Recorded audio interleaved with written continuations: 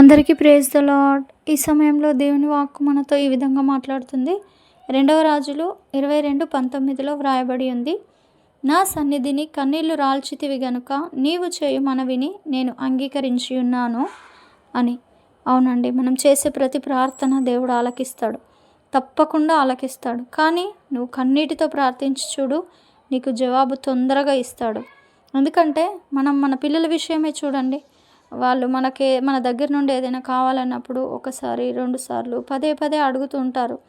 కానీ వాళ్ళు అన్నం తినకుండా, వాళ్ళు కన్నీరు కారుస్తూ, ఏడుస్తూ, నువ్వు ఇస్తే తప్ప నేను తినను అని మన దగ్గర దుఃఖించినప్పుడు మన పనులన్నీ పక్కన పెట్టి మొదటిగా వారికి కావాల్సింది తీసుకువచ్చి ఇచ్చి ఆ తర్వాత మన పనులు మనం చేసుకుంటాం.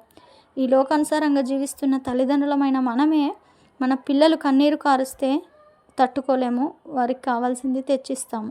మరి దేవాది దేవుడు, జీవం గల దేవుడు, ఆయన యొద్దకు వెళ్ళి మీకున్న అవసరాన్ని బట్టి, మీకున్న కష్టాన్ని నష్టాన్ని బట్టి కన్నీరు కార్చితే ఎందుకు వినడు?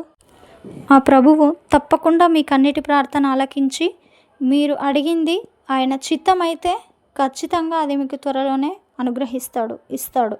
కాబట్టి మీరు కన్నీటితో ప్రార్థన చేయడం నేర్చుకోండి.